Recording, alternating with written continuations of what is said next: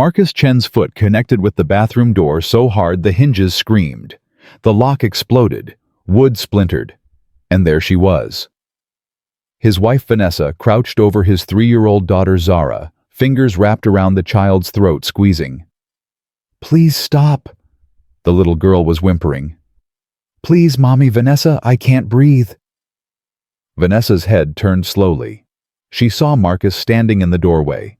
She saw the horror on his face, and she smiled. "Finally," she whispered. "Now you see the real me."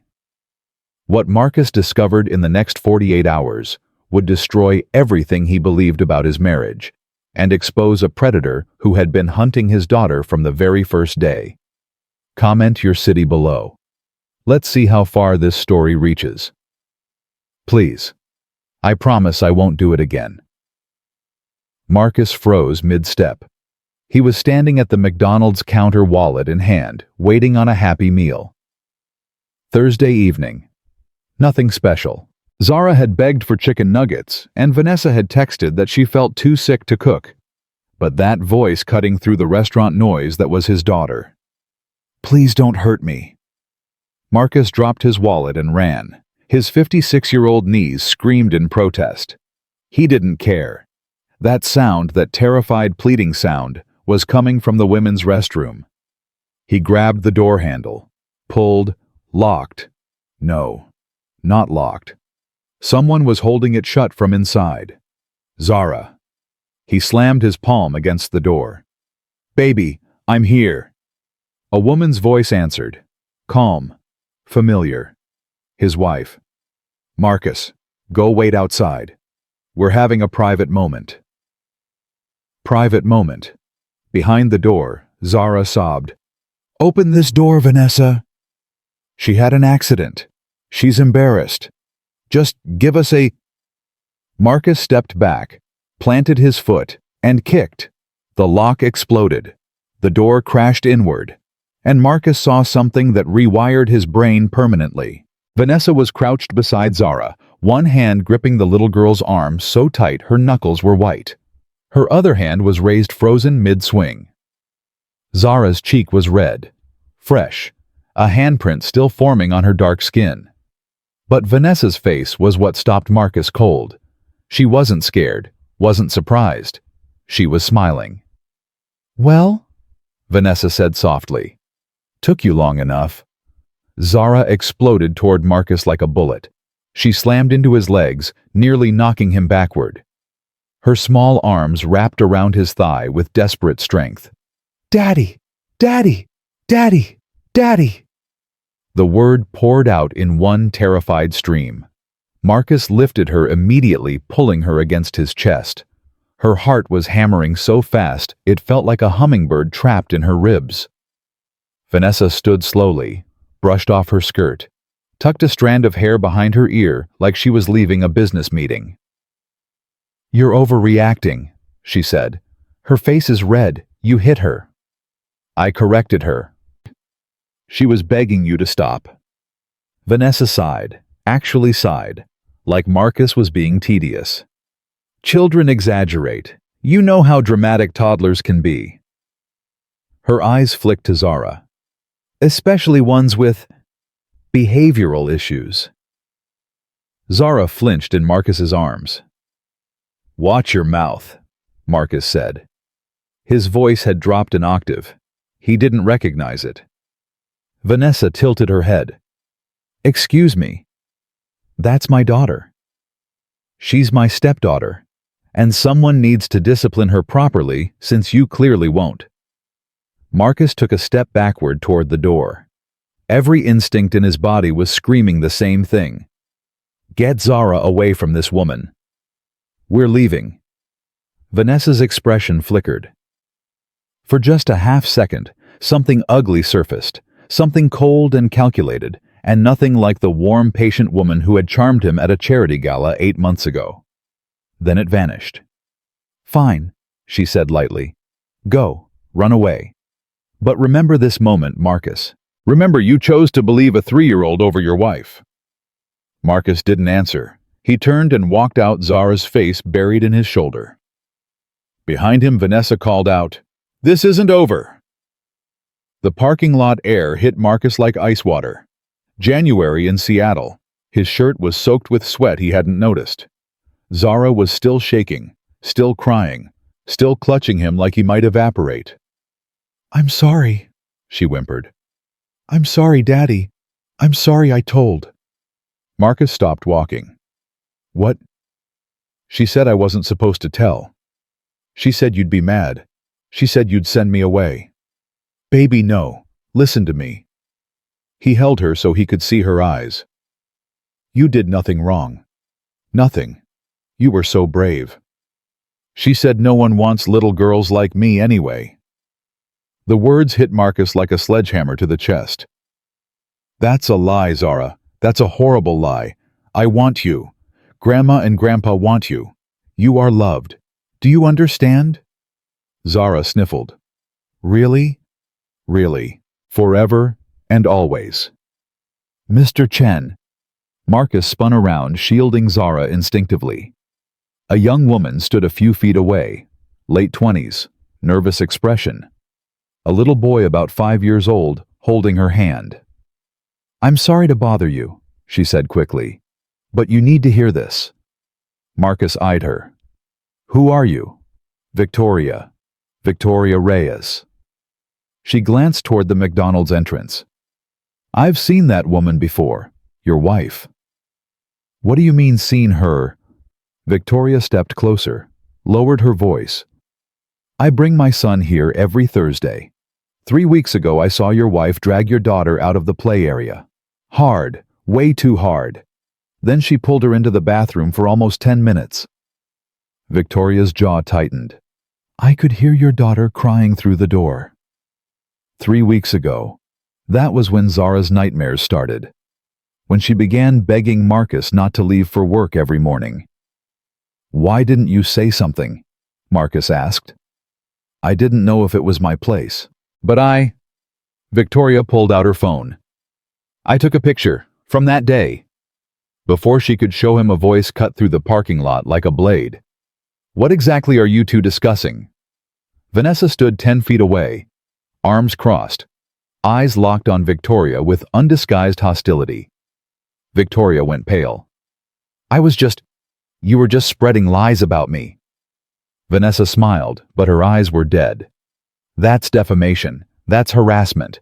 You have a son, Victoria. Cute kid. It would be a shame if someone called CPS on you for making false accusations." Marcus stepped between them. "Back off, Vanessa." "This doesn't concern you, Marcus." "My daughter concerns me. This woman concerns me. You don't." Vanessa's mask cracked. Just for a second, Marcus saw something underneath, something cold and calculating and predatory. Then it snapped back into place. "Fine," she said sweetly. "Have it your way." She turned and walked toward her car. "But Marcus..." She paused, looking back over her shoulder. "You just made this so much harder than it needed to be." Her car pulled out of the parking lot. Marcus watched the taillights disappear. Victoria exhaled shakily. "That woman there's something really wrong with her." "Yeah." Marcus held Zara tighter. "I'm starting to realize that." The pediatric urgent care clinic was nearly empty. A blessing. The nurse took one look at Zara's tear-stained face and rushed them straight back. Dr. Patterson arrived within minutes, a woman in her 50s with kind eyes and steady hands. She examined Zara gently, while Marcus sat in the corner fighting nausea. When she finished, she turned to face him. "Mr. Chen, some of these bruises are weeks old." Marcus felt the floor tilt. "Weeks. At least 3 or 4. Several appear to be older injuries that were re-aggravated in the same locations. This wasn't a one-time incident." Marcus gripped the chair arms to keep from falling. "I didn't know." His voice cracked. "I swear to God I had no idea." Dr. Patterson studied him. Whatever she saw must have convinced her because her expression softened. "I'm required to report this. Do you understand?" "Yes, please, report everything." Good. She paused. There's something else. During my examination, your daughter mentioned a man. A man? Someone her stepmother talks to on the phone. She said her stepmother tells this man about things she does to Zara. Your daughter called him the boss man. Marcus stared at her. That doesn't make sense. She also said this man knows where you live. The room suddenly felt very cold. Marcus returned to Zara's bedside. She looked so small on the exam table. So fragile. Hey, baby girl. Hi, Daddy. She managed a weak smile. The doctor gave me a sticker. See? It's a dinosaur. That's awesome. Marcus sat beside her.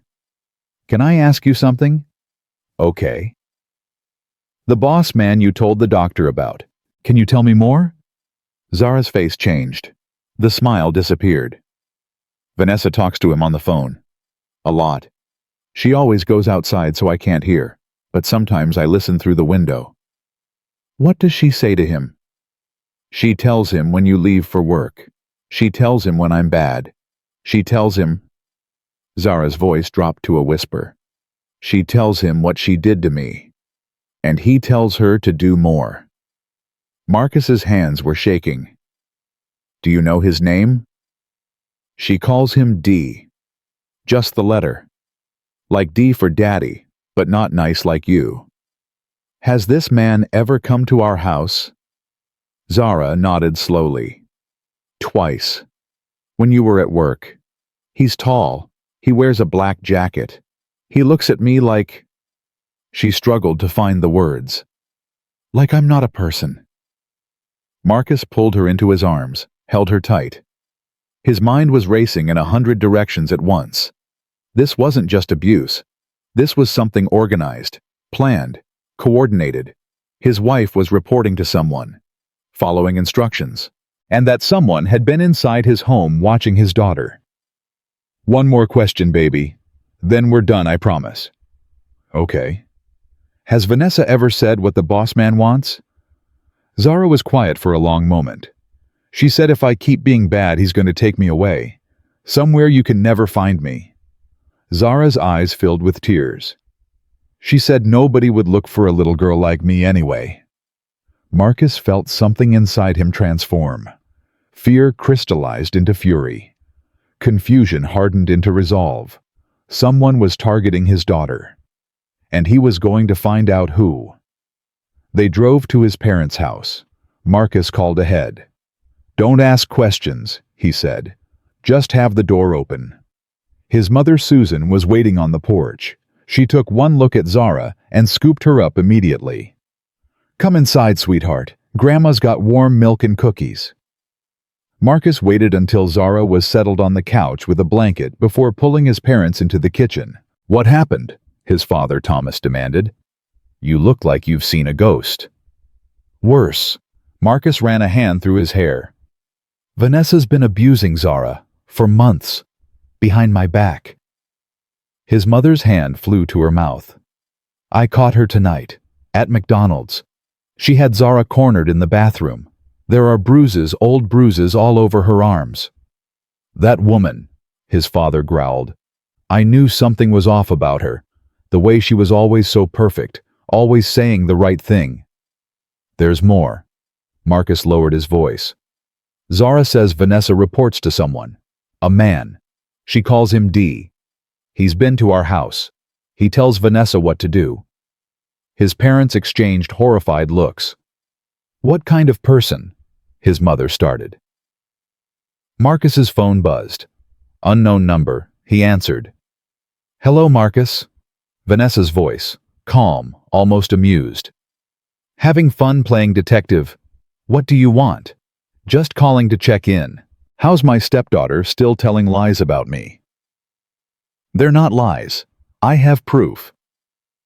You have the word of a 3-year-old with an overactive imagination. That's not proof. That's a custody battle waiting to happen. Marcus gripped the phone tighter. What are you really after, Vanessa? Why my family? Silence. Then a laugh. You really don't know, do you? You have no idea what you stumbled into. Then tell me. Where's the fun in that? Her voice hardened. Here's what's going to happen. You're going to drop whatever charges you're thinking of filing. You're going to bring Zara home. And we're going to pretend tonight never happened. Not a chance in hell. I thought you might say that. Vanessa paused. Dee thought so too. He's very good at predicting people. Who is Dee? Someone you don't want as an enemy. Trust me on that. Her voice dropped. He's watching your parents' house right now, Marcus. Blue sedan. Parked across the street. Wave hello if you want. Marcus's blood turned to ice. He moved to the window, pulled back the curtain. A blue sedan sat under a streetlight. Engine running. Someone in the driver's seat. See him? Vanessa asked. That's just a taste. Dee has people everywhere. He knows where you work, where Zara goes to daycare, where your parents buy groceries. You're insane. I'm practical. There's a difference. Her voice softened to something almost gentle. This doesn't have to be hard, Marcus. Just cooperate. Give us what we need and nobody gets hurt. What do you need? That's not information for a phone call. Come home tomorrow, alone. We'll discuss terms. And if I don't? Vanessa was quiet for a moment. Then Dee will have to get creative, and Marcus, her voice turned cold. His creativity usually involves the people you love most. The line went dead. Marcus stood frozen at the window watching the blue sedan. It sat there for another 30 seconds. Then slowly, deliberately, the headlights flashed twice. A message. We see you. The car pulled away and disappeared into the night. Marcus's father appeared beside him. What is it? What did she say? Marcus couldn't take his eyes off the empty street. I think I married something much worse than a monster, he said quietly. I think I married a trap. From the living room, Zara's sleepy voice called out, Daddy, is the boss man coming? Marcus closed his eyes. No, baby, he called back. Daddy won't let him. But standing there in the dark watching the street where his enemies had just been watching him, Marcus wasn't sure that was a promise he could keep. Not yet. Not alone.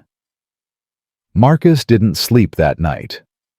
He sat in his father's recliner positioned where he could see both the front window and the hallway leading to the guest room where Zara slept. Every passing car made his heart jump. Every creak of the old house sounded like footsteps. At 3 a.m., his father appeared with 2 cups of coffee. You need to rest, Thomas said quietly. I need to protect my daughter. Thomas handed him the cup and sat down across from him.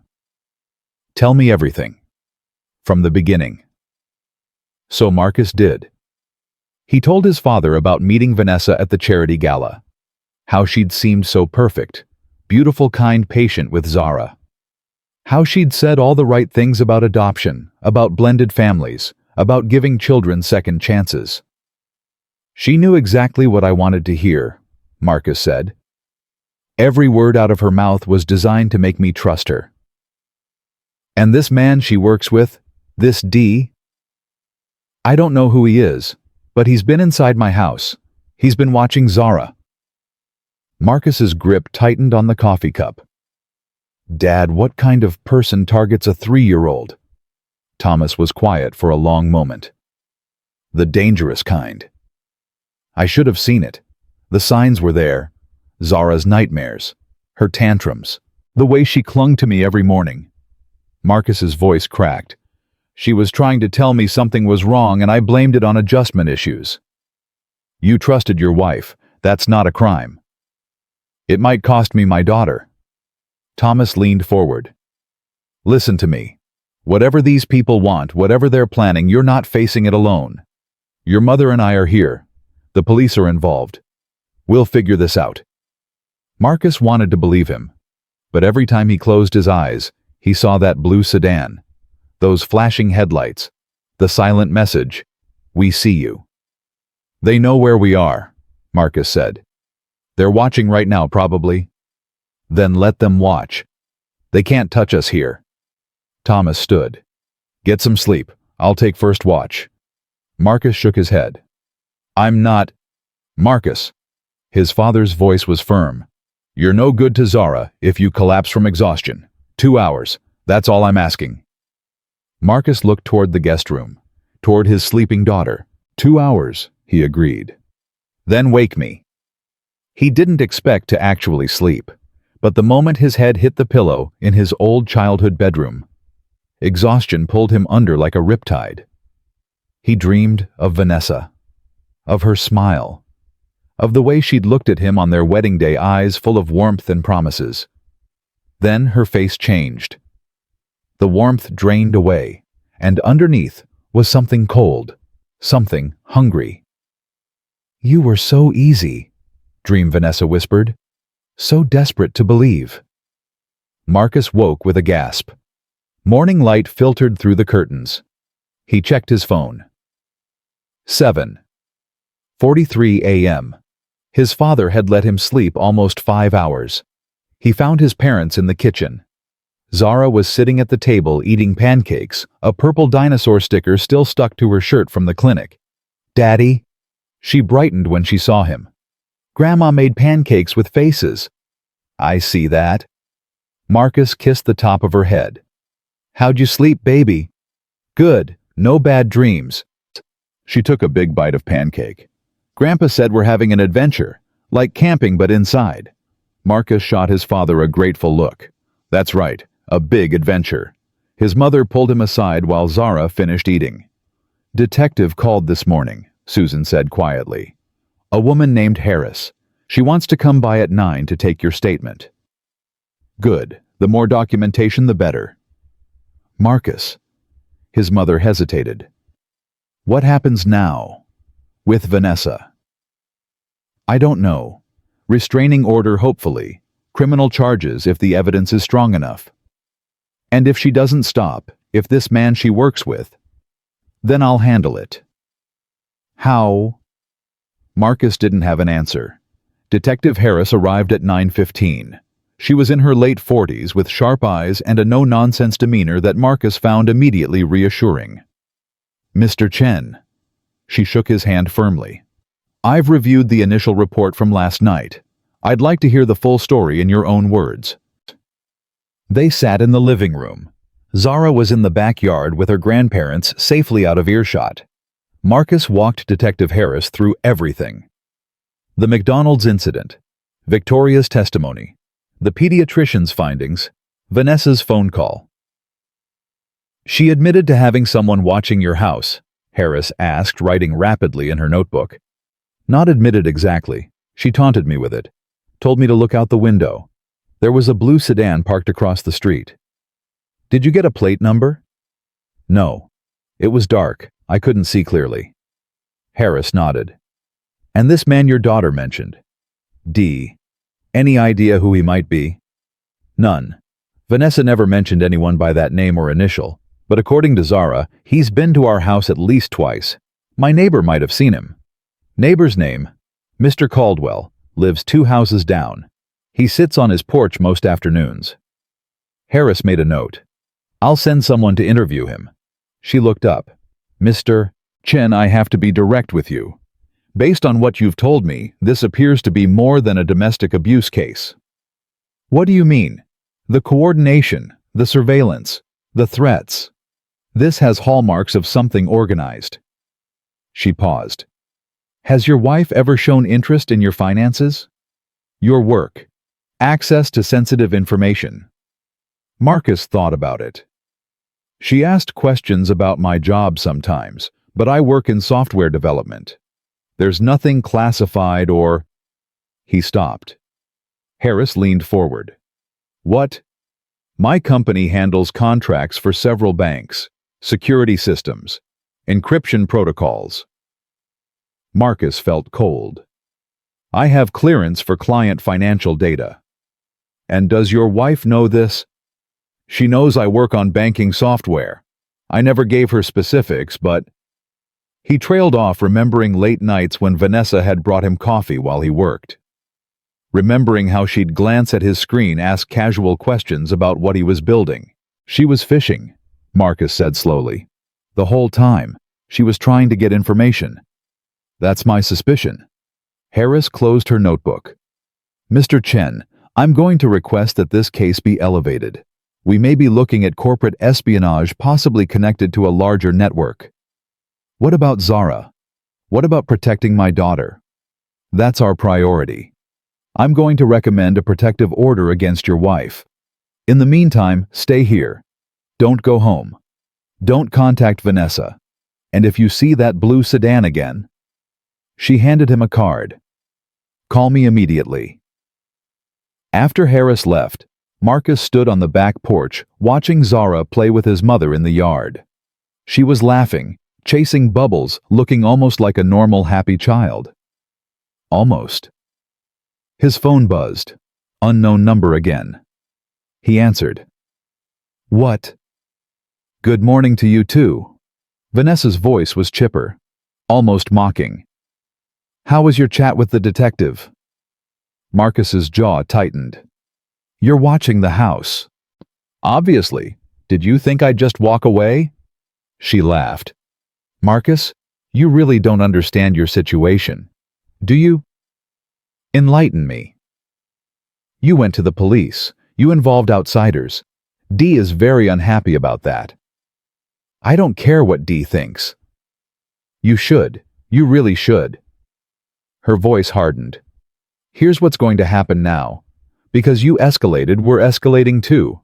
The game has changed. This isn't a game. This is my daughter's life. Everything is a game, Marcus. Some people just don't know they're playing. She paused. Dee wants to meet you, face to face, tonight. Absolutely not. It wasn't a request. Vanessa's tone went flat. 8 p.m. The parking garage on 5th and Madison, 3rd level. Come alone. And if I don't, then Dee will come to you instead.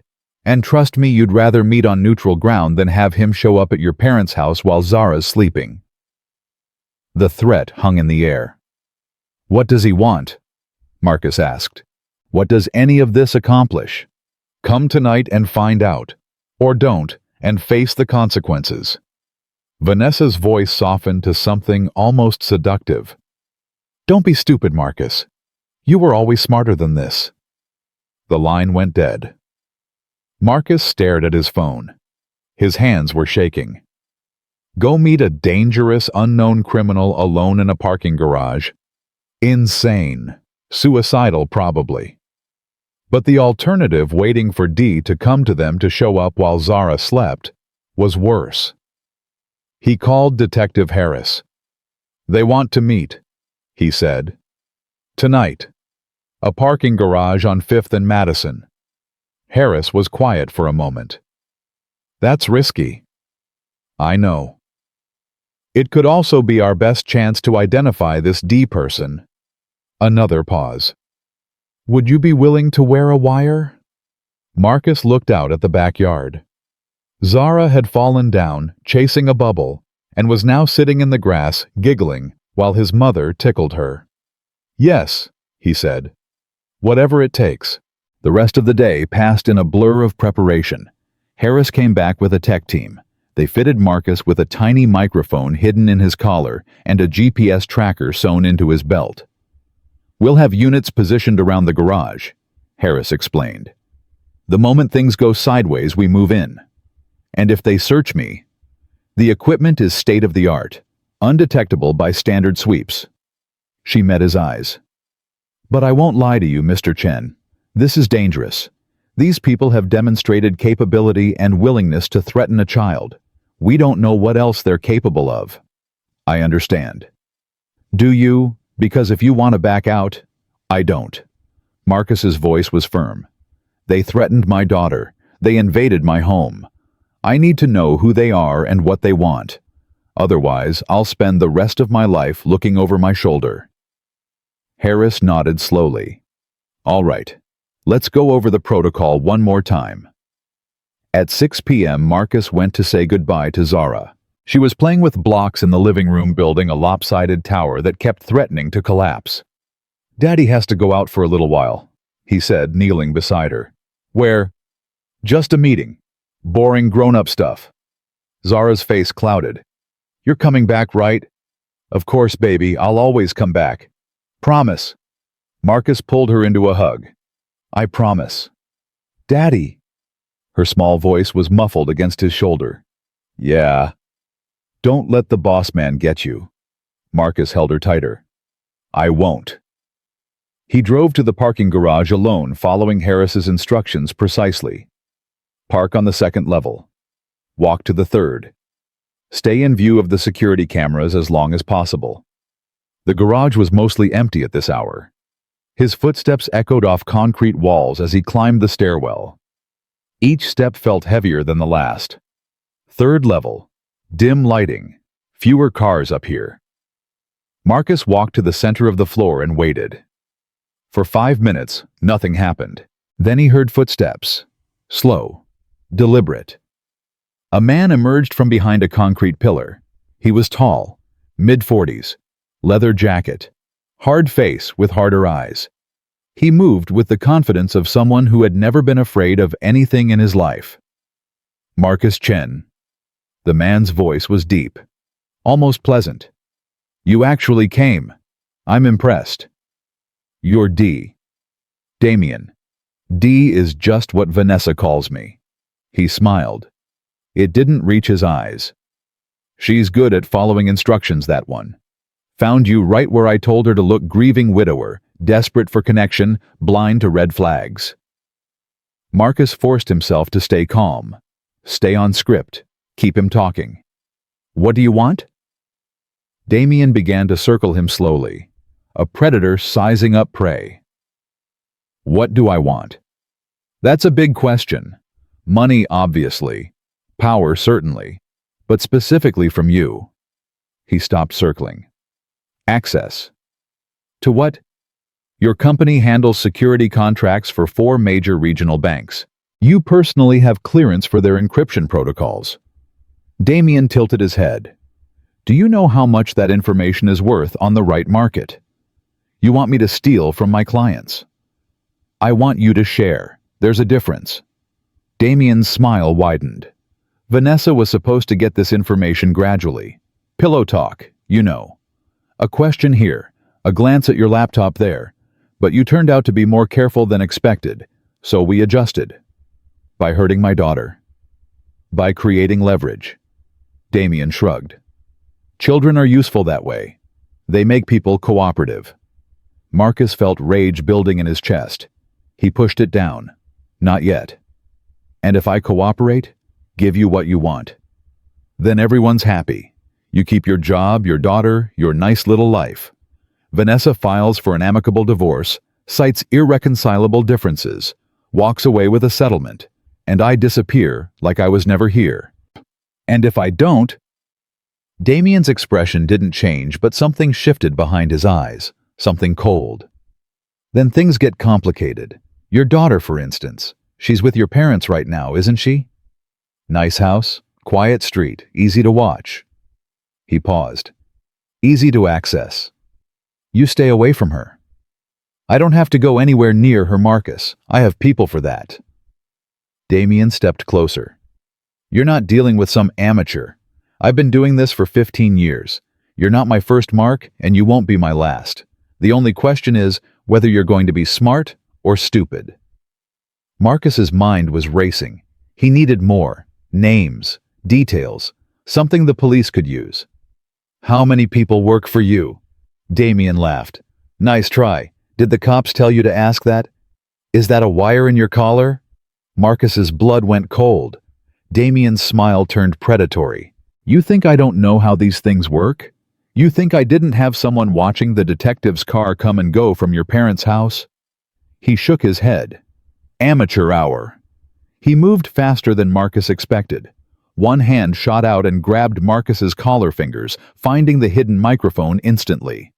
"Say goodbye to your backup," Damien said, and crushed the device in his fist. Marcus stumbled backward. "They know where I am. They'll be here any minute." Then we better talk fast. Damien tossed the destroyed wire aside. New terms. You have 48 hours to deliver the encryption protocols for First Regional Bank. Email them to an address I'll provide. Do that, and we're done. Don't do it, and I'll take your daughter. You're insane. I'm practical. Damien began backing toward the shadows. 48 hours, Marcus. Don't make me come back. Wait. But Damien was already gone, vanished into the darkness of the garage like smoke. Seconds later, Marcus heard screeching tires. Police cars flooded the level officers pouring out with weapons drawn. Detective Harris ran up to him. Are you okay? We lost the signal. He found the wire, destroyed it. Marcus was breathing hard. He knows everything. The police involvement, my parents' address, everything. Did you get anything useful? His name is Damien. He's been running this kind of operation for 15 years. He wants encryption protocols for my company's banking clients. Marcus met her eyes. And he gave me 48 hours to deliver, or he's taking Zara. Harris's face went grim. We need to get you back to your parents, now. They drove in a convoy.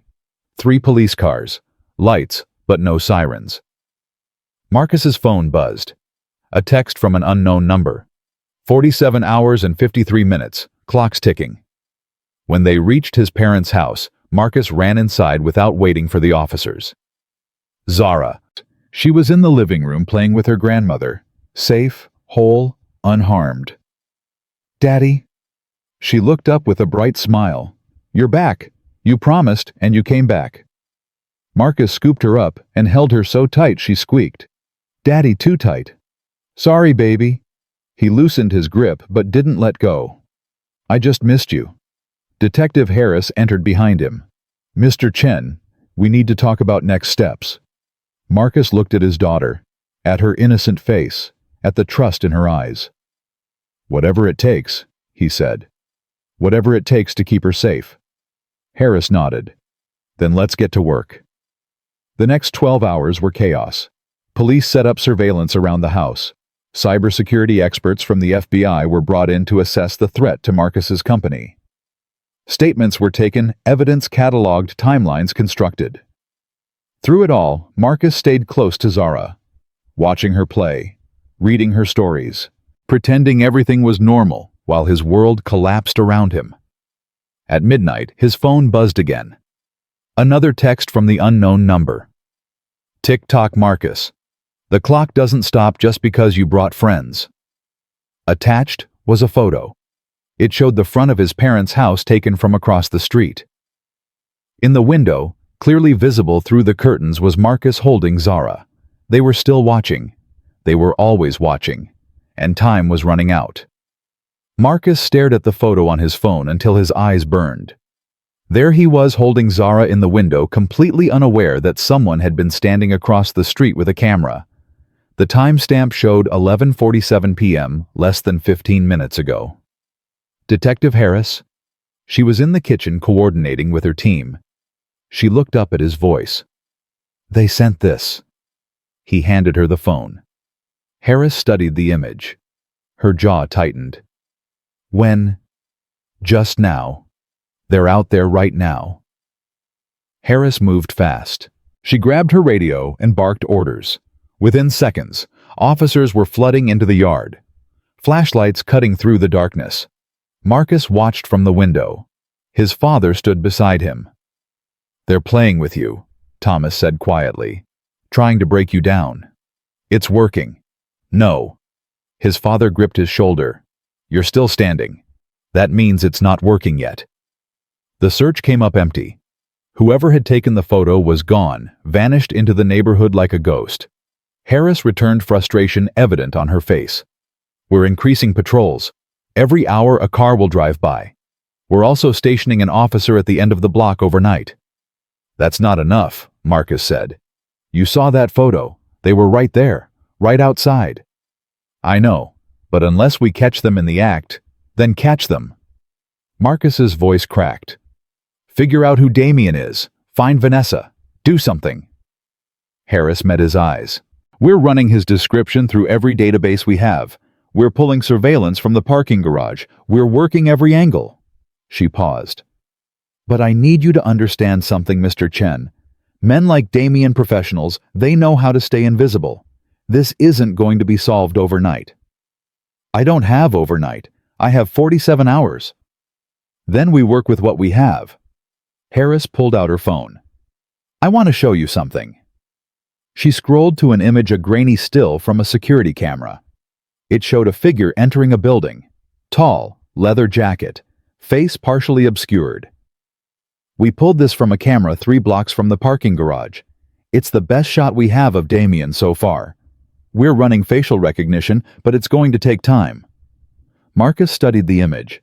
The man who had threatened his daughter. The man who had wormed his way into his life through Vanessa. "What about her?" Marcus asked. "Vanessa. Can't you bring her in for questioning? We've been trying to locate her since yesterday. She's not at your house. She's not at any of the addresses we have on file. It's like she disappeared." "She didn't disappear. She's hiding, waiting for Damien to tell her what to do next." Harris nodded slowly. "That's our assumption too, which is why we need to draw her out." "How?" "By giving her a reason to surface." Harris put her phone away. "Mr. Chen, I have an idea, but you're not going to like it." Marcus felt his stomach drop. "Tell me." "We let them think they're winning. You contact Vanessa. Tell her you're considering their demands. Ask for a meeting to negotiate terms. You want me to bait them. I want to give us a chance to locate Vanessa and potentially Damien. If she thinks you're cooperating, she might get careless. She might lead us right to him." Marcus turned away, running his hands through his hair. Every instinct screamed against this plan, playing along with the people who had hurt his daughter, pretending to surrender. But what was the alternative? Sit here and wait for the clock to run out. "If I do this," Marcus said slowly, "what happens to Zara?" "She stays here, protected. We increase security to maximum, undercover officers, unmarked vehicles, the works. She won't leave this house until we have both suspects in custody." Marcus looked toward the hallway where Zara was sleeping. His little girl who had been through so much already, who trusted him to keep her safe. "Okay," he said finally. "Let's do it." At 6 a.m., Marcus sent a text to the unknown number. "I want to talk. No police, just me and Vanessa." The response came almost immediately.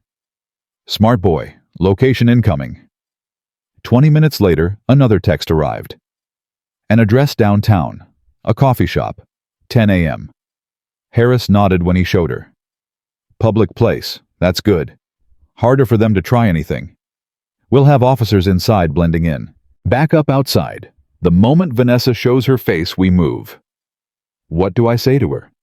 "Whatever you need to say to keep her talking. Ask about Damien, about their operation. The more she reveals, the better case we build." Marcus spent the next 3 hours rehearsing, going over scenarios, preparing for questions Vanessa might ask. At 9 a.m. he went to check on Zara. She was awake, sitting up in bed with her stuffed elephant. "Morning, baby girl." "Morning, Daddy." She yawned. "Is today still the adventure?" "Yeah, still the adventure." He sat on the edge of her bed. "Daddy has to go out for a little while, but Grandma and Grandpa are going to stay with you, and some nice police officers are going to watch the house." Zara's eyes widened. "Police like on TV?" "Just like on TV. They're going to make sure you stay safe." "Because of the boss man." Marcus felt his heart clench. "Yeah, baby, because of him." "Is he going to jail?" "I hope so. Very soon." Zara considered this. "Good, he's mean, and Vanessa's mean too." She hugged her elephant tighter. "Daddy, can we get a dog after this? Dogs protect people?" Despite everything, Marcus smiled. "We'll see, baby, we'll see." He arrived at the coffee shop at 9:45. Harris's team was already in position, a couple at a corner table, a man reading a newspaper near the window, a woman in line for coffee. Marcus ordered a black coffee he had no intention of drinking and sat at a table in the middle of the room, visible, exposed, exactly as instructed. 10 a.m. came and went. 10:15, 10:30. Marcus's phone buzzed. Change of plans. Back exit. Now. He looked toward the front where Harris's people were stationed. If he left through the back, they'd lose visual. But if he didn't go, he'd lose his chance at Vanessa. He made a decision.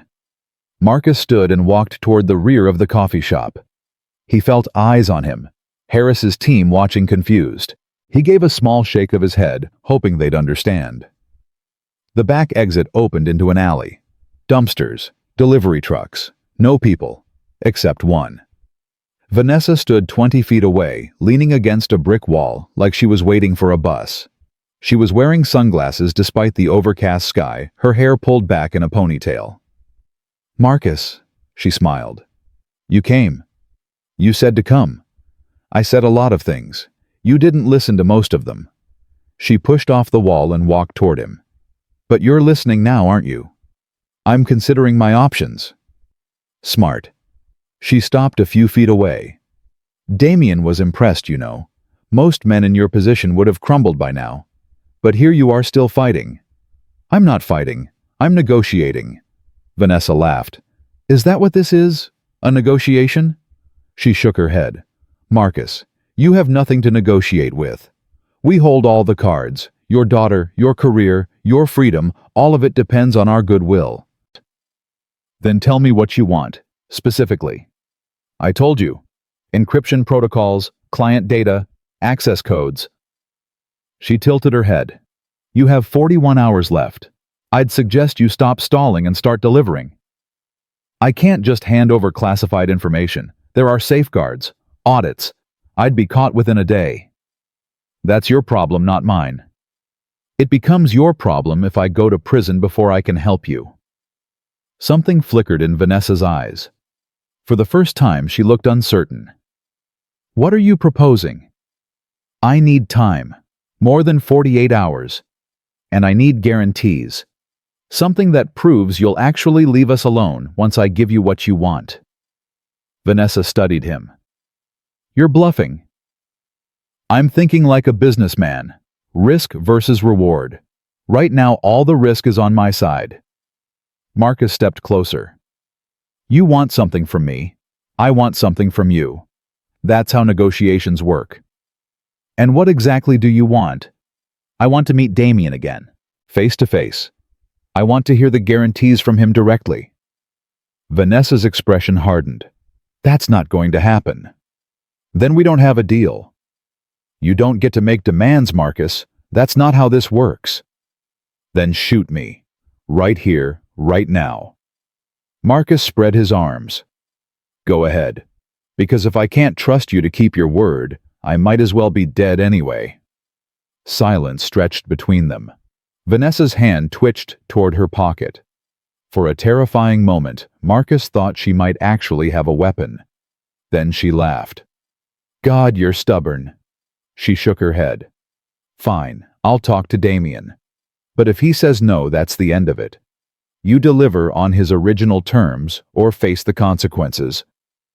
Fair enough. I'll be in touch. Vanessa turned to leave, then paused. One more thing, Marcus. I know you have people watching. Cops in the coffee shop. Probably more outside. Marcus's blood went cold. Don't look so surprised. I've been doing this a long time. She smiled over her shoulder. Tell them they're wasting their resources. By the time they figure out where I am, I'll already be gone. She walked down the alley and turned a corner. Gone. Marcus stood frozen for several seconds. Then he pulled out his phone and called Harris. She made us, he said. She knew the whole time. Harris swore. Where are you? Alley behind the coffee shop. She just left, headed east. Units are moving now. Stay where you are. Marcus waited. 3 minutes later, Harris appeared at the alley entrance, frustration written across her face. We lost her. She had a car waiting around the block. She said she'd talk to Damien about meeting again. Harris's eyebrows rose. You asked for a meeting with Damien. I'm trying to buy time. If I can get him in the open, maybe you can grab him. Or maybe he grabs you. Harris shook her head. That was reckless, Mr. Chen. I know, but it's all I've got. They drove back to his parents' house in silence. Marcus kept checking his phone, waiting for another message. Nothing. At 2 p.m., he was sitting with Zara helping her build a block tower when his phone finally buzzed. Tonight, 9 p.m., Pier 57. Come alone or Damien walks. Marcus showed Harris. It's a trap, she said immediately. Maybe, but it's also our best shot. The pier is isolated, harder to position backup without being seen. Then be creative. Marcus looked at her. I'm going detective, with or without support. Harris held his gaze for a long moment. Then she sighed. I'll make some calls. The rest of the afternoon dragged. Marcus played with Zara, read her stories, tried to pretend everything was normal. At 6 p.m., Victoria called, the young mother from McDonald's. Mr. Chen, I saw the news. They're saying there's an active investigation involving your wife. It's complicated. I wanted you to know I went to the police station this morning, gave them everything I had, the photos, my statement, everything. Thank you, Victoria. That means a lot. There's something else. She hesitated. After I left the station, I noticed a car following me. Blue sedan. Tinted windows. Marcus's grip tightened on the phone. Are you somewhere safe? I'm at my mother's house. My son is here too. I didn't want to go home. Her voice shook. Mr. Chen, who are these people? Dangerous people. Stay with your mother. Don't go anywhere alone. And if you see that car again, call the police immediately. I will. She paused. I hope you get them. I hope you make them pay for what they did to your little girl. I'm working on it. At 8 p.m., Marcus said goodbye to Zara. She was already in her pajamas, ready for bed. He tucked her in and sat beside her, memorizing her face in case no. He couldn't think like that. Daddy's going out again, he said softly. For the meeting. How do you know about that? Zara shrugged. Grandma was talking to Grandpa. She said you were being very brave. Marcus smiled. Grandma thinks too highly of me. No, she doesn't. Zara reached out and touched his face. You're the bravest daddy in the world. I don't know about that, baby. I do. She yawned. Promise you'll come back.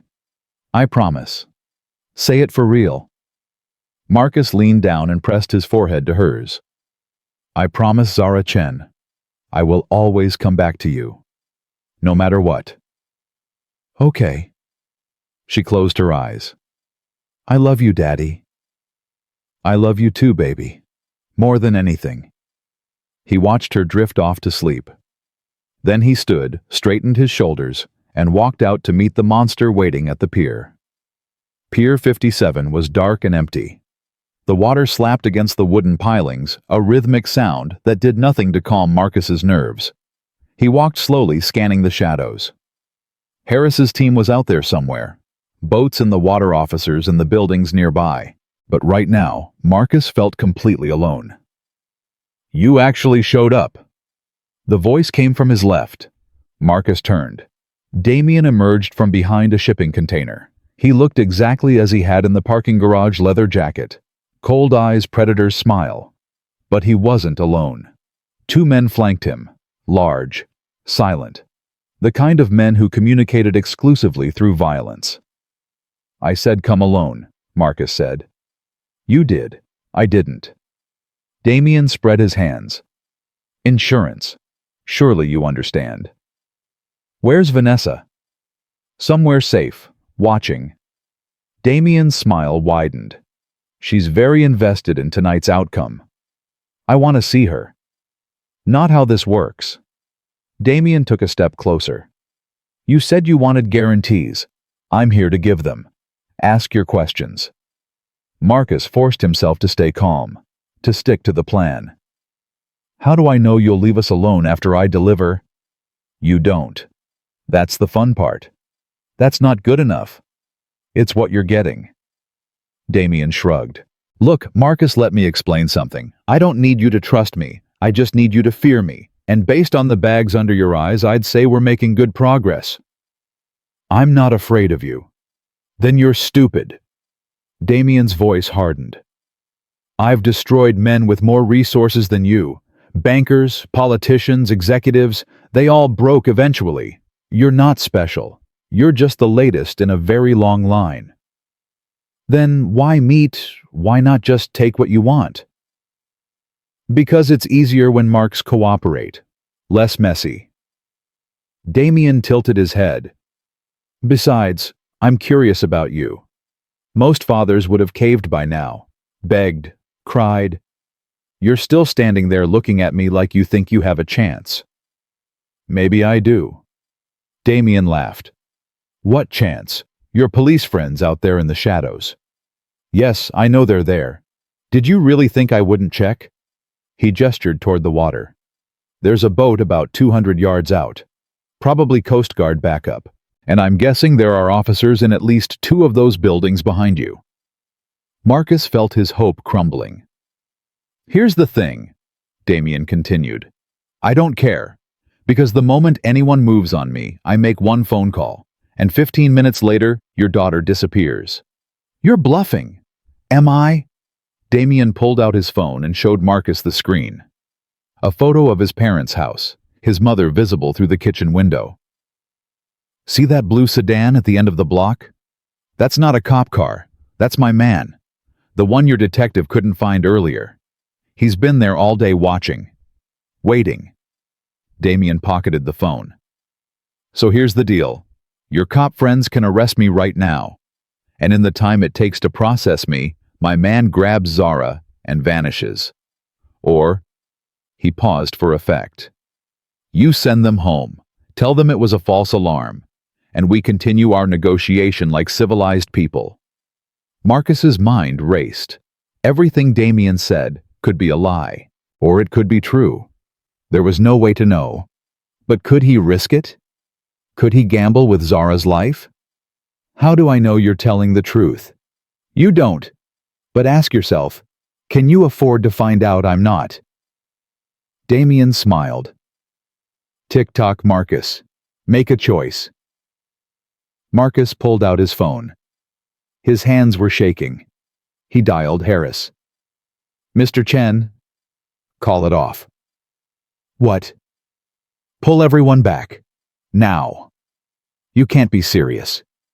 He has someone watching my parents' house. Right now. If anyone moves, Zara's gone. Silence on the line. Are you sure? No. Marcus's voice cracked. But I can't risk being wrong. Another pause. Then. Understood. We're pulling back. But Marcus, be careful. He hung up. Damien was watching him with something like admiration. Good boy. You made the smart choice. Now what? Now we talk terms. Damien gestured to one of his men who produced a tablet.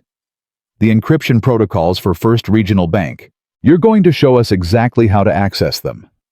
I told you I can't just hand them over. There are security measures. And you're going to walk us through every single one. Damien's eyes went cold. Right now, tonight, no more delays. Marcus stared at the tablet. His company's security portal, client databases, everything he'd worked to protect. If he did this, people would lose money, savings would be wiped out, his career would be over. He might go to prison. But if he didn't, one condition, Marcus said. Damien raised an eyebrow. My daughter. You leave her alone, forever, no matter what happens to me. Done. I want it in writing. Damien laughed. You think a piece of paper protects anyone. You have my word, Marcus. That's worth more than any contract. Your word means nothing to me. Then let me put it this way. Damien stepped closer until they were face to face. Zara is worthless to me once you've delivered. I have no interest in children. No interest in revenge. I take what I need and I move on. That's how I've survived for 15 years. Marcus searched his eyes for deception. Found nothing but cold, calculating certainty. Start talking, Damien said. Clock's ticking. Marcus took the tablet, and for the next 2 hours he walked Damien's team through the back doors of First Regional Bank's security system. Every question answered, every protocol explained. When it was done, Marcus felt physically ill. "Pleasure doing business with you." Damien took back the tablet. "The surveillance on your family ends tonight. You'll never hear from us again." "And Vanessa?" "She'll file for divorce tomorrow. Cite irreconcilable differences. Walk away quietly." Damien shrugged. "She's already moving on to the next mark. That's how this works." He turned to leave. His men fell in behind him. "Damien!" The man paused. "If you're lying," Marcus said quietly, "if you come near my daughter again, I will find you, and I will kill you." Damien smiled. "No, you won't. But I appreciate the sentiment." He walked into the darkness and was gone. Marcus stood alone on the pier, the weight of what he'd done crushing his chest. He'd betrayed his company, his clients, everything he believed in. But Zara was safe. That had to be worth something. Didn't it? His phone rang. Harris. "What happened? Are you okay?" "It's done." Marcus's voice was hollow. "They got what they wanted." "What does that mean?" "It means my daughter is safe." He started walking back toward the street. "And I just destroyed my entire life to make it happen." Marcus drove back to his parents' house in silence. The streets were empty at this hour. Streetlights flickered past like dying stars. His hands gripped the steering wheel so tight his knuckles ached, but he couldn't let go. Couldn't relax. Couldn't breathe. He had just handed over the keys to a bank's entire security system. Millions of dollars. Thousands of customers. All of it vulnerable now because he couldn't find another way. Detective Harris had called 3 more times. He'd ignored every one. What was there to say? "Sorry I committed federal crimes to protect my daughter. Sorry I made your investigation pointless." When he pulled into his parents' driveway, the blue sedan was gone. Just like Damien promised. Marcus sat in the car for a long moment staring at the house. Warm light glowed through the windows. His parents were still awake waiting for him. His phone buzzed. A text from an unknown number. "Deal's done. You'll never hear from us again. D." Marcus deleted it. He walked inside to find his father standing in the hallway, arms crossed. "It's midnight," Thomas said. "Harris called. She said you went dark." "I handled it." "Handled what? What happened at that pier?" Marcus pushed past him into the living room. His mother was sitting on the couch, face pale with worry. "Marcus, please," Susan said. "Tell us what's going on." "It's over."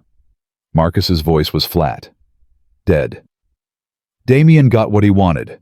Vanessa's filing for divorce. They're leaving us alone." "That's good, isn't it?" His mother looked confused. "That means Zara's safe."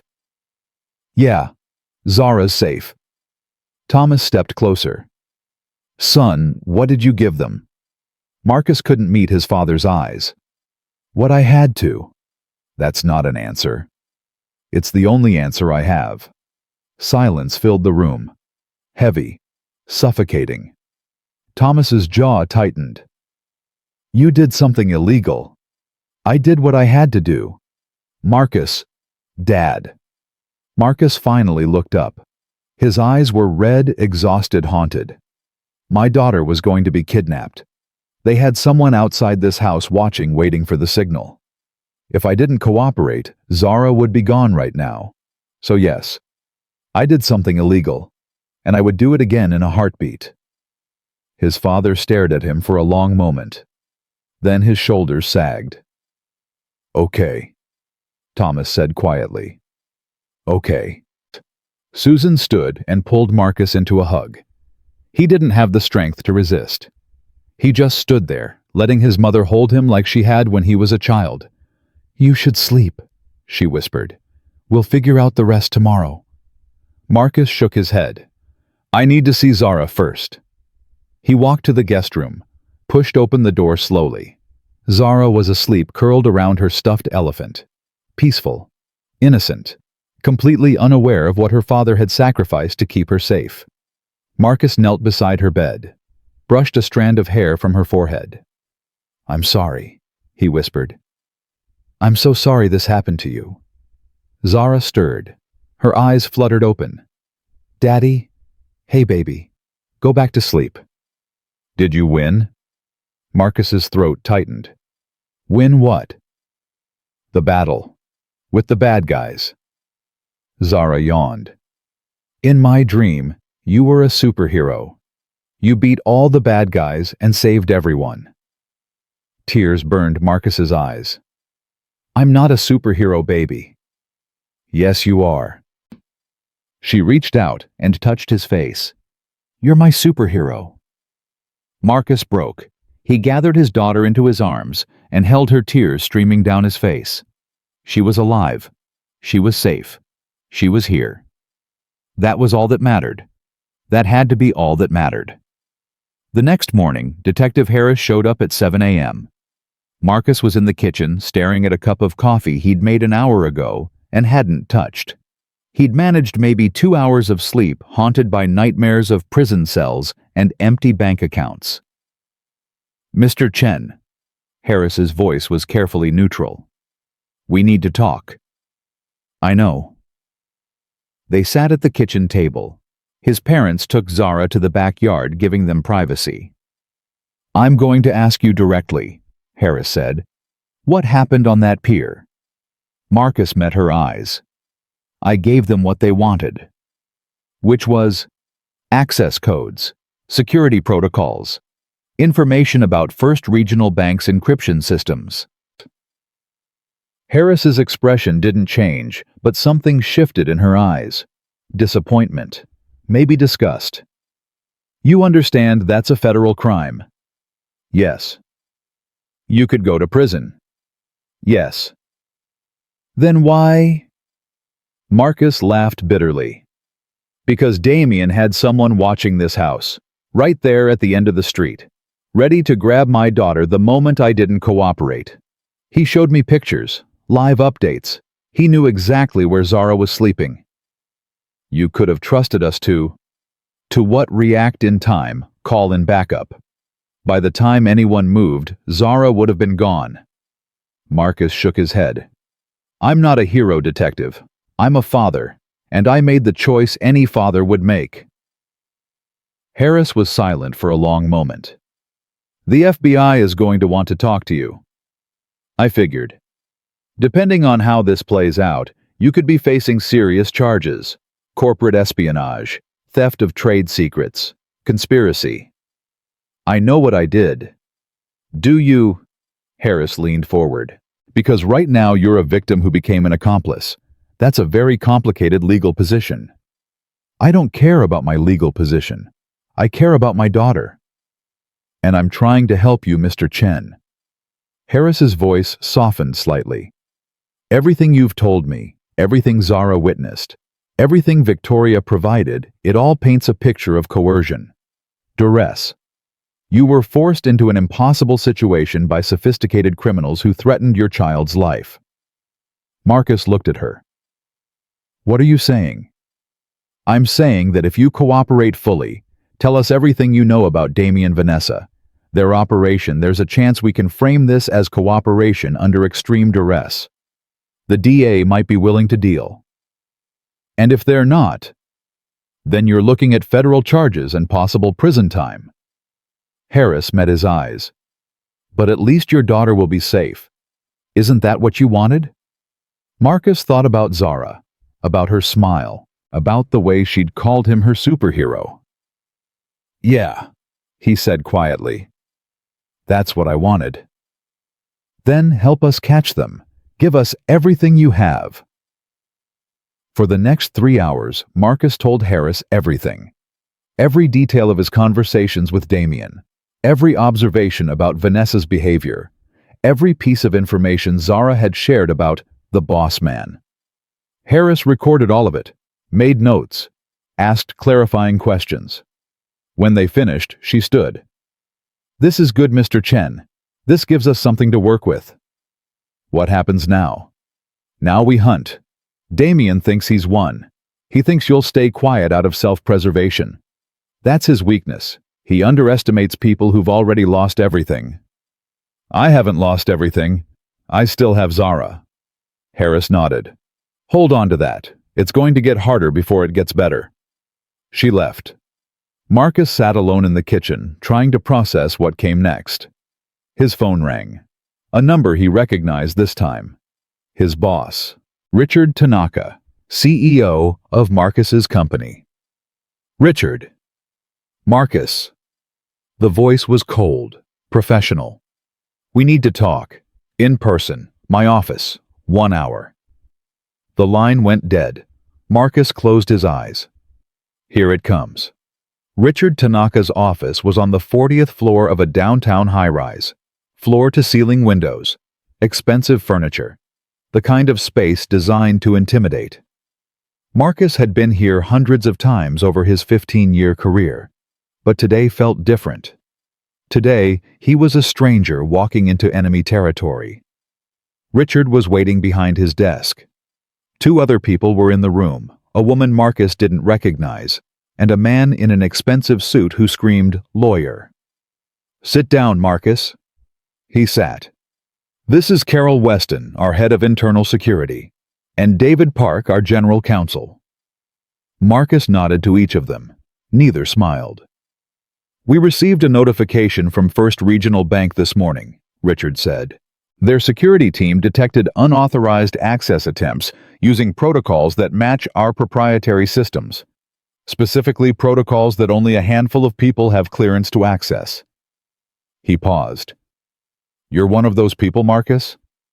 "I know." "The bank is conducting a full audit. The FBI has been notified. We're looking at potential losses in the millions." Richard's voice hardened. "Please tell me you have an explanation." Marcus took a breath. "I gave them the protocols." The room went dead silent. "You what?" Richard's face went pale. "A man named Damien. He's been running an extortion operation. He married my wife to me, Vanessa, as a way to get access to our systems. When that didn't work fast enough, they started abusing my daughter, threatening her life." Marcus's voice cracked, but he pushed through. "Last night they gave me a choice. The protocols or my daughter disappears. I chose my daughter." Carol Weston spoke for the first time. "You're saying you were coerced." "I'm saying my 3-year-old was going to be kidnapped if I didn't cooperate, and I couldn't let that happen." "Why didn't you come to us?" Richard demanded. "Why didn't you call the police, the FBI?" "I did. Detective Harris was involved from the beginning, but Damien had surveillance on my family. He knew every move we made. The police couldn't protect Zara without exposing her to more danger." David Park cleared his throat. "Mr. Chen, I need to advise you that anything you say in this room can and will be used in potential legal proceedings. The company may be required to—" "I know." Marcus cut him off. "I know the consequences. I'm not asking for forgiveness. I'm asking for understanding." "Understanding?" Richard's voice rose. "You compromised our biggest client. You violated federal law. You put this entire company at risk. I protected my daughter." "That's not—" "Richard." Marcus leaned forward. "If it were your son, what would you have done? If someone had your kid's life in their hands, and the only way to save them was to break every rule you've ever followed, what would you choose?" Richard stared at him. For a long moment, no one spoke. Then Richard looked away. "Get out." "Richard." "Get out of my office, Marcus. You're suspended pending investigation. Don't come back until you hear from legal." Marcus stood. There was nothing else to say. He was almost to the door when Richard spoke again. "For what it's worth, I would have made the same choice." Marcus paused, nodded once, and left. The drive back to his parents' house felt like moving through fog. Marcus's career was over. His freedom was in question. Everything he'd built over 20 years had collapsed in a single night. But Zara was safe. He kept coming back to that. the one solid truth in a sea of uncertainty. When he walked through the front door, his mother met him with worried eyes. "How did it go?" "About as well as expected. I'm suspended, probably fired, might be facing charges." Susan's face crumpled. "Oh, Marcus." "It's okay, Mom. I knew this was coming." "It's not okay. None of this is okay." She grabbed his hands. "You're a good man. You were trying to protect your child. The world can't punish you for that." "The world punishes people for all kinds of things, Mom. Good intentions don't matter much when federal crimes are involved." Before Susan could respond, Zara came running from the living room. "Daddy?" She launched herself at his legs. Marcus scooped her up, holding her tight. "Hey, baby girl. Grandma said you went to work, but you came back fast." "Yeah, work was short today.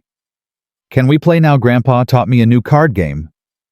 Marcus looked at his daughter's bright, innocent face, at her smile, at the complete trust in her eyes. "Yeah, baby, let's play." For the next 2 hours, Marcus sat on the living room floor playing Go Fish with his daughter. He lost spectacularly, mostly on purpose, and Zara's delighted laughter filled the house. It was the happiest he'd felt in days. At 4 p.m., his phone rang. Detective Harris. "We found something." Marcus stepped into the kitchen away from Zara.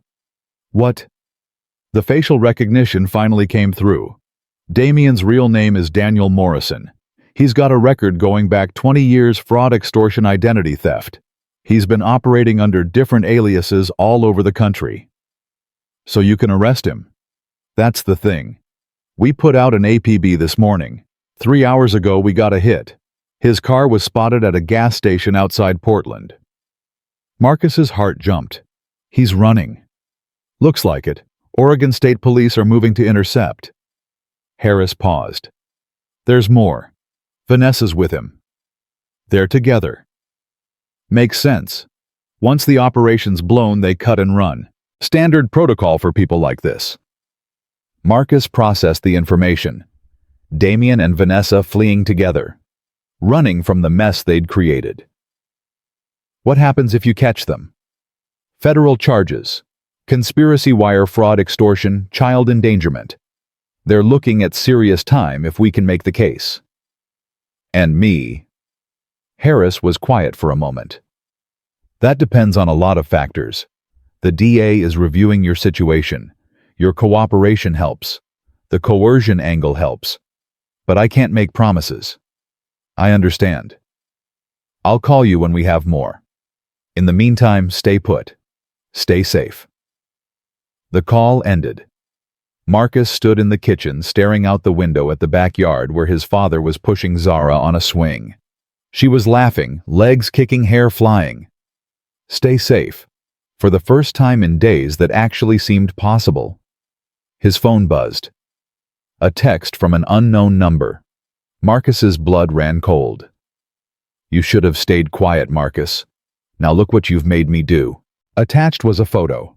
Victoria Reyes, the young mother from McDonald's, bound to a chair, duct tape over her mouth, eyes wide with terror. Another text followed immediately. "I told you. I take what I need and I destroy what I don't. She's next, unless you call off the dogs." Marcus's hands were shaking so badly he almost dropped the phone. They had Victoria, the innocent woman who had only tried to help. He called Harris. No answer. Called again. Voicemail. A third text arrived. "You have 2 hours to make this right. Call off the police, clear my name, or she dies, and then I come for the people you love. D." Marcus stared at the screen. Damien hadn't run. He'd set a trap. And Victoria was the bait. Marcus ran to the living room. "Dad." Thomas looked up from his newspaper. "What's wrong?" "They have Victoria, the woman who helped us. Damien took her." "What?" Marcus showed him the photos. His father's face went gray. "Dear God. He wants me to call off the police, clear his name, or he kills her. That's impossible. You can't just..." I know, Marcus was pacing, but I can't let her die either. She only got involved because she tried to help Zara. This is my fault. It's not your fault. It's their fault. Tell that to Victoria when they're burying her. His mother appeared in the doorway, Zara at her side. Susan took one look at Marcus's face and immediately moved to shield the little girl. Thomas takes Zara to the backyard. Grandma, what's wrong with Daddy? Nothing, sweetie. Grandpa's going to show you the bird's nest in the tree. Thomas hesitated, then nodded. He led Zara away, casting a worried look over his shoulder. When they were gone, Susan turned to Marcus. What are you going to do? I don't know. Marcus ran his hands through his hair. If I do nothing, Victoria dies. If I cooperate again, I become an accessory to whatever Damien does next. There's no good option. There has to be something. The police? Harris isn't answering, and even if she were, what can they do? They don't know where Damien is. They don't know where he's holding Victoria. His phone buzzed again. 90 minutes, Marcus. Clock's ticking. He stared at the message. Thought about Victoria's terrified eyes in that photo. Thought about her little boy waiting at his grandmother's house, not knowing if his mother would come home. Then he thought about Zara, and something shifted inside him. He wasn't going to be a victim anymore, wasn't going to react to Damien's moves and hope for the best. He was going to fight back. Marcus dialed a number. His former college roommate, now a cybersecurity consultant, who owed him about a dozen favors. Kevin, I need your help. Marcus, it's been years. What's going on? Something bad, very bad, and I need someone who can trace a phone number in the next hour. Silence on the line. Then, what kind of trouble are you in? The kind where a woman dies if I don't figure out where she is. Kevin exhaled slowly. Send me what you have. Marcus forwarded Damien's texts. The photos. Everything. I'll call you back in 20 minutes. The wait was agony. Marcus paced the kitchen. Checked his phone every 30 seconds. Tried Harris again. Still no answer. Finally, Kevin called back. Got him. What? The texts were routed through a VPN, but whoever set it up got sloppy. There's a metadata signature that traces back to a physical location. A warehouse in the industrial district, 4500 Harbor Drive. Marcus grabbed his keys. Marcus. Kevin's voice was sharp. Whatever you're thinking, don't do it alone. Call the cops. I'm trying. No one's answering. Then wait. I can't wait. There's a woman tied up in that warehouse who's going to die if I don't do something. And what are you going to do? Walk in there and ask nicely. Marcus was already heading for the door. I'm going to do whatever it takes. He hung up. His father caught him at the front door. Where are you going? To end this. Marcus. Dad, listen to me. Marcus grabbed his father's shoulders. If something happens, take care of Zara. Promise me. Nothing's going to happen because you're not going. I have to. Victoria's life is on the line, and it's because of me. Thomas searched his son's face. Whatever he saw there made his resistance crumble. At least take this. He pressed something into Marcus's hand. A hunting knife. The one Marcus's grandfather had given Thomas 50 years ago. Come back, Thomas said. You promised Zara you'd come back. Marcus slipped the knife into his jacket. I will. He ran to his car and drove toward the industrial district, not knowing if he was racing toward salvation or suicide, but knowing one thing with absolute certainty. This ended tonight. The industrial district was a maze of abandoned warehouses and rusting shipping containers. Marcus killed his headlights 2 blocks from the address Kevin had given him. His hands were sweating on the steering wheel. His heart was pounding so loud he could hear it in his ears. 4500 Harbor Drive. He parked behind a dumpster and got out the hunting knife heavy in his jacket pocket. The night air smelled like salt and rust. Somewhere in the distance, a foghorn moaned. Marcus moved through the shadows, staying low, watching for guards. But there was no one. Just empty buildings and broken streetlights. Too easy. The thought nagged at him. Damien was careful, paranoid. Why would he hide in a location that could be traced unless he wanted to be found? Marcus pushed the thought aside. Victoria was in there. He couldn't turn back now. The warehouse loomed ahead. A single light glowed through a grimy window on the second floor. Marcus circled the building looking for entry points. A side door hung slightly ajar. He pulled out his phone and tried Harris one more time, straight to voicemail. "Detective? It's Marcus Chen. I found Damien's location. 4500 Harbor Drive Industrial District. He has a hostage. I'm going in." He ended the call and slipped through the door. Inside the warehouse was dark and cavernous.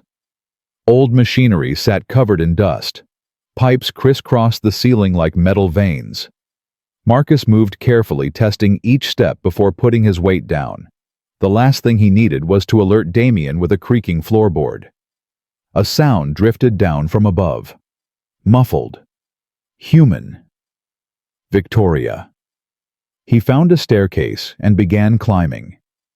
Each step felt like a countdown. 15 stairs. 14. 13. At the top, a hallway stretched toward the lit room. Marcus pressed himself against the wall and crept forward. Voices now, clearer. "Told you this is a waste of time." "Vanessa." Her tone was sharp, irritated. "He's not coming. He's too smart for that." "He'll come." Damien's voice. Calm. Certain. "You don't know fathers like I do. They're predictable. Emotional. He'll walk right into this because his guilt won't let him stay away. And if you're wrong, then we kill the woman and disappear. Either way we win." Marcus's blood boiled. He forced himself to stay still, to think. 2 of them, at least. Maybe more of Damien's men. 1 hostage. 1 knife. Terrible odds. But what choice did he have? He pulled out his phone. Texted Kevin. "I'm inside. If I don't check in within 30 minutes, send police to this location." Then he moved toward the door. The room was some kind of former office. Desks pushed against walls. Filing cabinets overturned. And in the center, bound to a metal chair, Victoria Reyes. Her face was bruised. Dried blood crusted her lip. But her eyes were alive, darting around the room, searching for escape. Damien stood by the window, looking out at the night. Vanessa sat on a desk filing her nails like she was waiting for a bus. No guards visible, just the 2 of them. Marcus took a breath, gripped the knife, and stepped into the doorway. "Let her go." Damien turned slowly. His face broke into a genuine smile. "Marcus, right on time." Vanessa's head snapped up. Her eyes widened with surprise, then narrowed with something like admiration. "You actually came. I didn't think you had it in you." "Let her go," Marcus repeated. "This is between us." Damien chuckled. "You're hardly in a position to make demands." He gestured around the room. "You walked into my territory, alone. Armed with what, a pocket knife? Did you think this through at all?" "I thought it through enough to know that you're not going to win." "Win what I already have, what I need. The bank protocols. A clean escape route. This," he gestured at Victoria, "is just entertainment. The police know where you are. They're on their way." "Are they?" Damien pulled out his phone and showed Marcus the screen. "Strange. I'm not seeing any activity on the police scanners. No units dispatched. No sirens." He pocketed the phone. "You're bluffing." "Maybe. Or maybe they're coming in silent." Damien studied him for a moment, then shrugged. "Either way, it doesn't matter. By the time anyone arrives, we'll be gone, and you'll be dead." He nodded at Vanessa.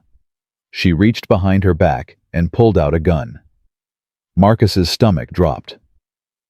"You see, Marcus, you made a critical error." Damien began walking toward him, slow and deliberate. "You thought this was about money, about information, about leverage. What's it about then?" "Pride." Damien's eyes hardened.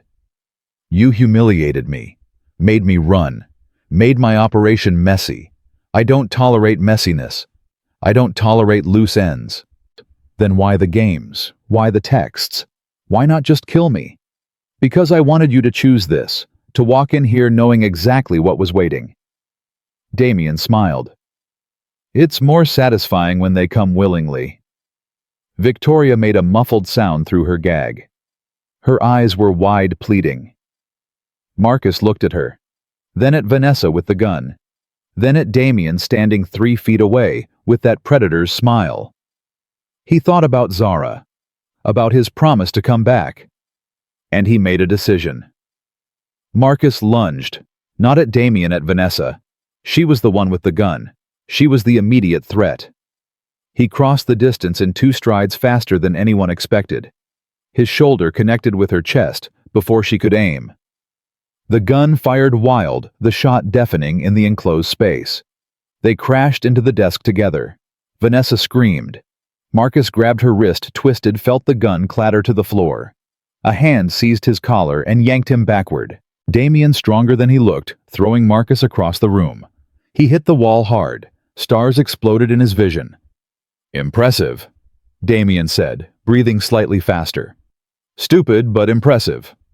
Marcus scrambled to his feet. The knife was still in his pocket. He pulled it out. Damien laughed. A knife against 2 of us. You really are desperate.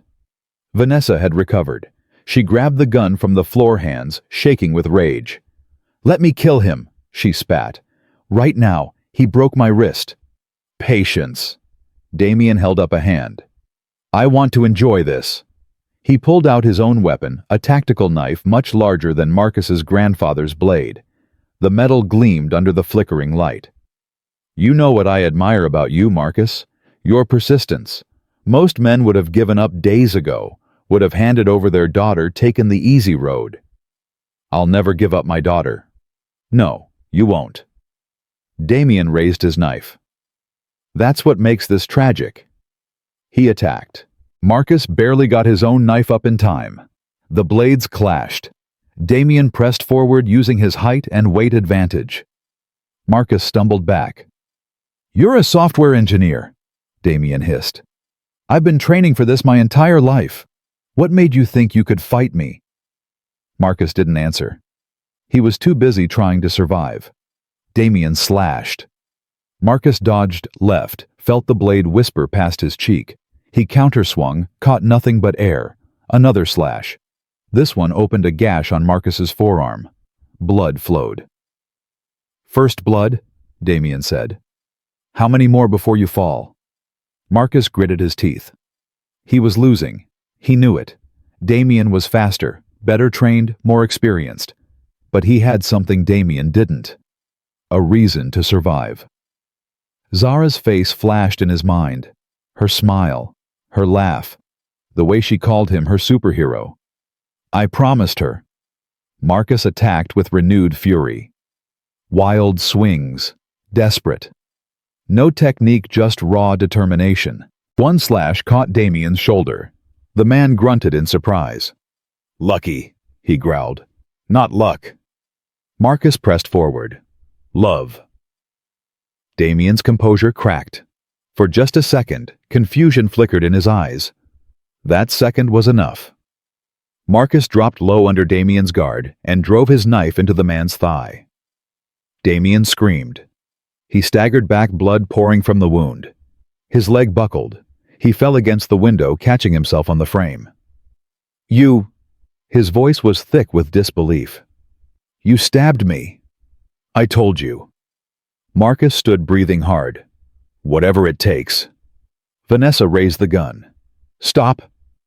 The voice came from the doorway. Everyone froze.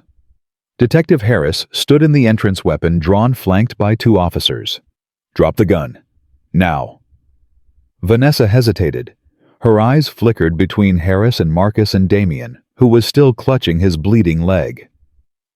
It's over, Harris said. Don't make this worse. For a long moment, no one moved. Then Vanessa's shoulders slumped. The gun clattered to the floor. Officers swarmed in. One moved to secure Vanessa. Another to Damien, who was still cursing and bleeding. A third went to Victoria, cutting her bonds. Harris approached Marcus. "You're an idiot," she said. "I know. You could have been killed." "I know.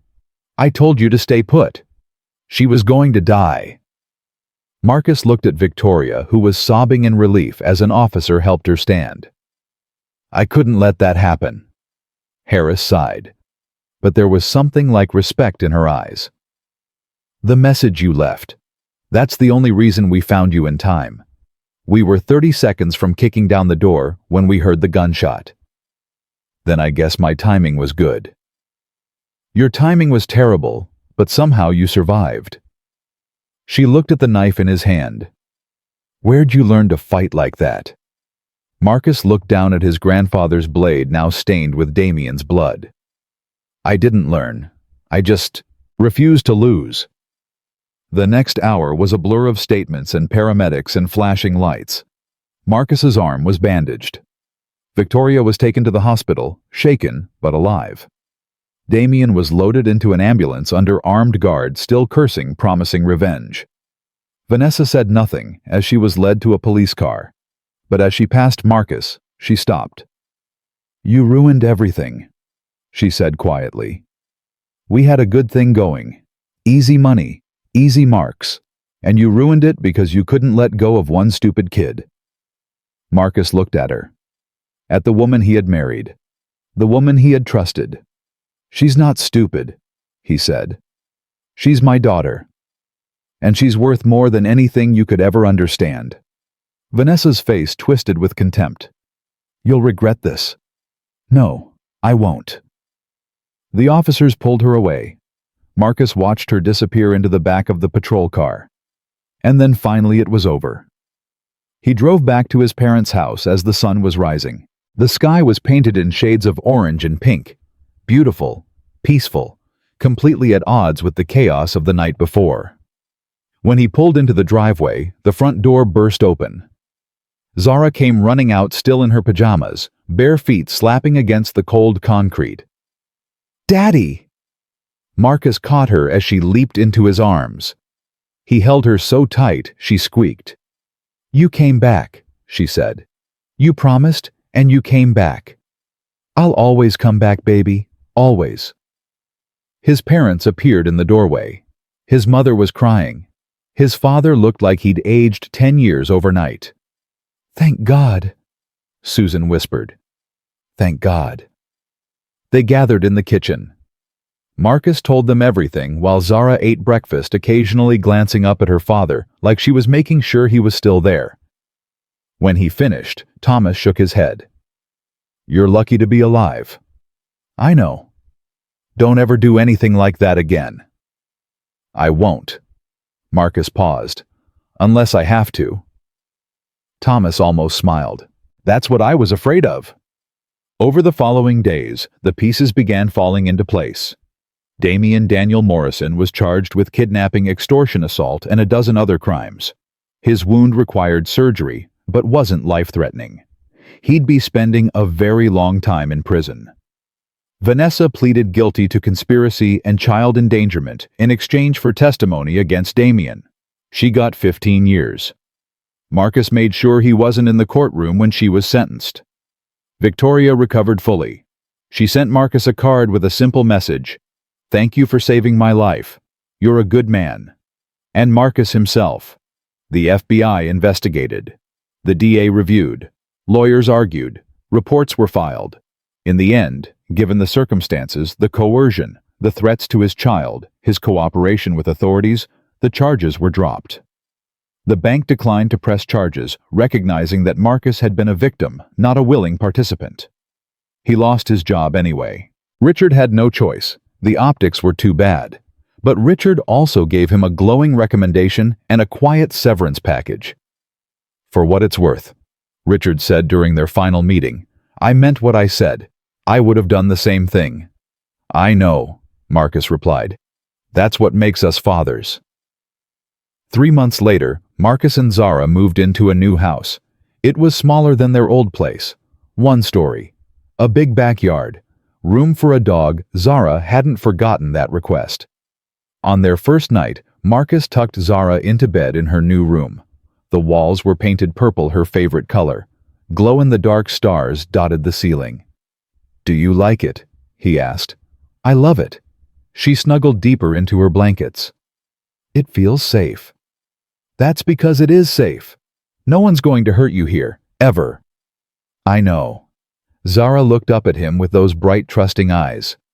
"Because you're here." Marcus felt his throat tighten. "Baby, about everything that happened." "Daddy."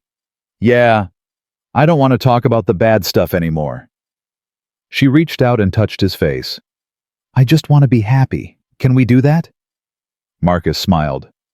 "Yeah, baby, we can do that. Promise?" "I promise." He kissed her forehead, turned off the light, and walked to the doorway. "Daddy?" He paused. "Yeah, I'm glad you're my daddy." Marcus leaned against the doorframe, overwhelmed by a love so fierce it almost hurt. "I'm glad you're my daughter," he said softly. "More than you'll ever know." He watched her fall asleep, watched her chest rise and fall, watched the glow-in-the-dark stars cast their gentle light across her peaceful face. Then he walked outside to the back porch and stood in the cool night air. The sky was full of real stars, thousands of them, millions, each one a tiny point of light against the infinite dark. Marcus thought about everything he'd lost, his marriage, his career, his sense of safety. Then he thought about what he still had. His parents, his health, his freedom, and Zara. Always Zara. She was worth every sacrifice, every sleepless night, every scar both visible and invisible. She was worth walking into a warehouse full of killers with nothing but a knife and a promise. She was worth everything. Marcus took a deep breath. Let it out slowly. The past couldn't be changed. The future was uncertain. But right now, in this moment, he had everything that mattered. His phone buzzed. A text from Victoria. "My son asked about you today. He wants to know when the hero man is coming to visit. Any chance you're free this weekend?" Marcus smiled. He typed back, "Tell him the hero man would love to visit. And tell him heroes aren't born, they're made. By the people they love." He pocketed the phone and looked up at the stars one last time.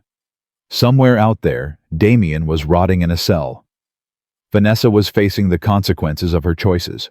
The world was spinning on indifferent to one man's struggle to protect his child. But Marcus Chen wasn't indifferent. He had fought. He had bled. He had won. Not because he was stronger or smarter or better than his enemies, but because he loved someone more than he feared anything. And in the end, that was enough. That was everything. He walked back inside, checked on Zara one more time, and finally, for the first time in weeks, slept without nightmares. Because some promises are unbreakable. Because some battles are worth fighting. And because a father's love is the most powerful force on earth, stronger than fear, stronger than evil, stronger than anything that dares to threaten his child. Marcus Chen had proven that. And he would prove it again every single day for as long as he lived.